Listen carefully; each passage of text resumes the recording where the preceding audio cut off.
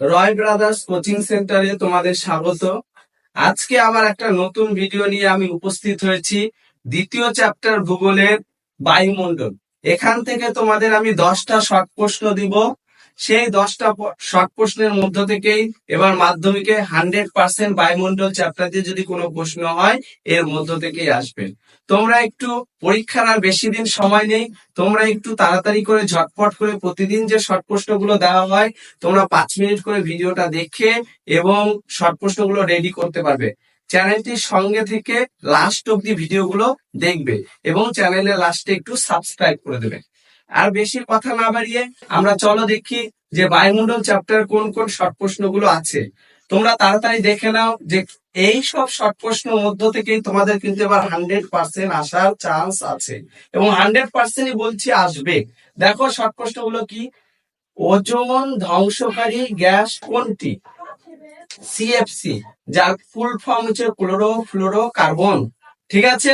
দ্বিতীয় প্রশ্ন হচ্ছে অ্যালবেডোর শতকরা পরিমাণ কত? অ্যালবেডো মানে অকৃতকার্য সৌরশক্তি, যেটা বায়ুমণ্ডলে কোন রকম কার্য না করে বাইরে চলে যায়, আমাদের সৌরজগতের বাইরে, পৃথিবীর পৃষ্ঠের বাইরে চলে যায় এবং সেটাকে বলবো আমরা কি? অ্যালবেডো। সেটা কত পার্সেন্ট? 34%। বায়ুমণ্ডলের সর্বাধিক উত্তপ্ত হয় কোন পদ্ধতিতে?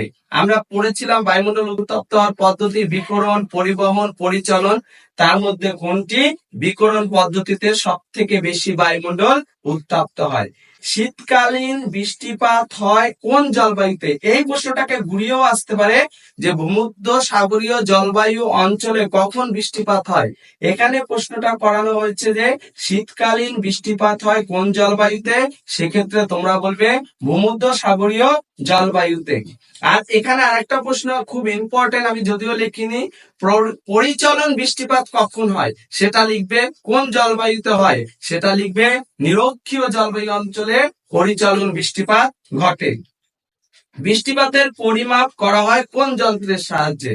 সেটা হচ্ছে রেনগজ যন্ত্রের সাহায্যে। 6 নম্বর প্রশ্ন, ঘূর্ণপাত শব্দটি প্রথম কে ব্যবহার করেন? হেনরি পেডিংটন। তাহলে ঘূর্ণপাত সৃষ্টি প্রথম কে ব্যবহার করেন? কথাটি প্রথম কে ব্যবহার করেছিলেন? হেনরি পেডিংটন।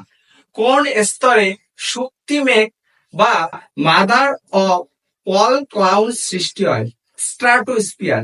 এখানে আর একটা জিনিস মনে রাখবে, স্ট্রাটোস্ফিয়ারে কিন্তু ওজোন গ্যাস সৃষ্টি হয়, ওজোন স্তর আছে আমাদের। স্ট্রাটোস্ফিয়ারে কি আছে? ওজোন স্তর আছে। তারপরে দেখো 8 নম্বর প্রশ্ন, বেতার তরঙ্গ কোন স্তরে প্রতিফলিত হয়? থার্মোস্ফিয়ারে। তাহলে বেতার তরঙ্গ কোন স্ফিয়ারে প্রতিফলিত হয়? থার্মোস্ফিয়ারে। বায়ুমণ্ডলের নাইট্রোজেন গ্যাসের শতকরা পরিমাণ কত? 78.08%। তারপর 10 নম্বর প্রশ্ন কি, বায়ুমণ্ডলের বায়ুর শক্তি মাপা হয় কোন স্কেলের সাহায্যে? বিওফোর্ট স্কেলের সাহায্যে। এই আমাদের গেল 10টা প্রশ্ন। এই 10টা প্রশ্নের মধ্য থেকে বায়ুমণ্ডল চ্যাপ্টার আমি কভার করলাম। তোমরা আশা করি এই 10টার মধ্য দিয়ে কমন পেয়ে যাবে। এই 10টা ভালো করে পড়বে। একেতে মাধ্যমিক খুবই আসন্ন, খুব অল্প সময়ের মধ্যে এই 10টা প্রশ্ন শেষ করবে।